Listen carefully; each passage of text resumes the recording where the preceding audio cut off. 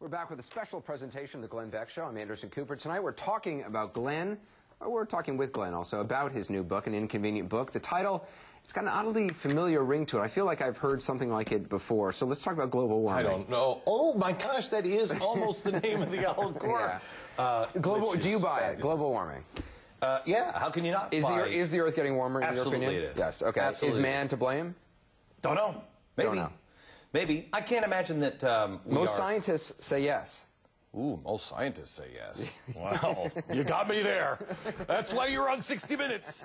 No, look, could we play a role? Absolutely. The bigger question is, what do you do to stop it if it is? First of all, is man play a role? Possibly, but then, Anderson, explain to me where the giant dinosaur SUVs were, because I just read a book to my son about dinosaurs, and we're sitting there. The first paragraph in the book, the first line in the book is, millions of years ago, when the Earth was much warmer and wetter. And I just laughed, and my son looked at me, and I'm like, never mind, you'll find this funny once you understand global warming.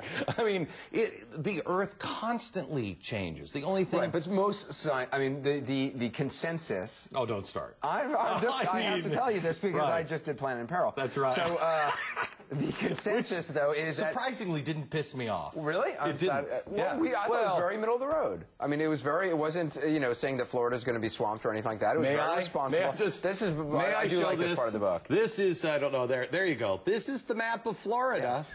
And the little red dots are where all the celebrities live. If they really believe in global warming, why would you live where the red dots are? Just... Right. Yes, but what your argument is basically is that we don't have the capability of altering the whatever warming is taking place, and therefore we should be focusing on things we can do now. Yes. Stop with the frickin' light bulbs. Drives me out of my mind.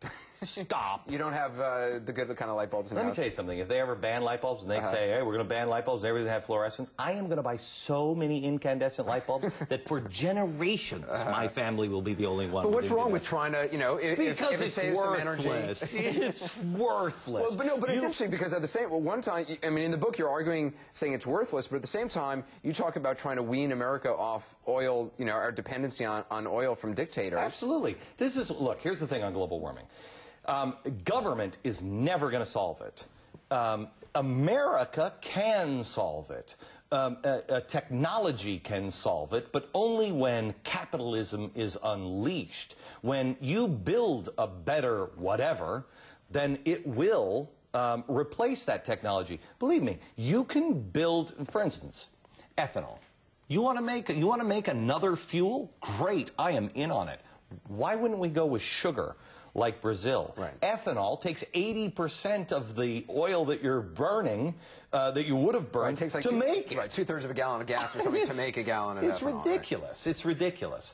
The other part of it is China. China is currently sending us toys like Bert and Ernie dipped in lead paint. I mean, in GHB. That's right. Date rape drugs. Date rape drugs. Here, kids, play with this. Do you really think the Chinese are going to go, but let's worry about that invisible gas? Right. But energy independence is important to you. I'm willing to say maybe man plays a role, and we should be responsible stewards of our planet. I mean, I love this planet. Somebody came to, during the last election season, somebody came to my door, some, college student with a petition. Do you love clean air and water? I just didn't want to talk to anybody. And I said, nope. And I closed the door. My daughter was sitting behind me. I didn't know. And she went, Dad, you don't love clean air and water? I had to sit down and say, no, I just wanted to get rid of this guy. I love clean air and water. Everybody does. So be responsible. Be responsible citizens. Do what you can. On top of that, now let's link with the people who don't buy into global warming at all. We can get everybody if we say, hey, don't you also want to get off foreign oil? Wouldn't you like to do that? Great. Well, then let's compromise a little bit. You show me the environmentalist, which the founder of Greenpeace, one of the original guys of the original environmental movement, also said nukes, nuclear power plants, clean energy, the way to go. Everybody, Johnny Depp's always preaching to me about France. Listen to France. 80% of their energy comes from nukes. Why are we building that?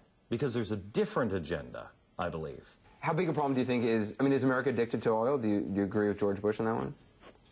I mean, why do you, look at that. Look at that. Was the 60 Minutes pose, too. And he throws in the, do you agree with that evil George Bush? I didn't say evil. Hang on, let me just get some water on my forehead so I can sweat just a little bit, too. George Bush, what do you mean? There's no connection with me and big oil. Yeah, I think we have a real problem.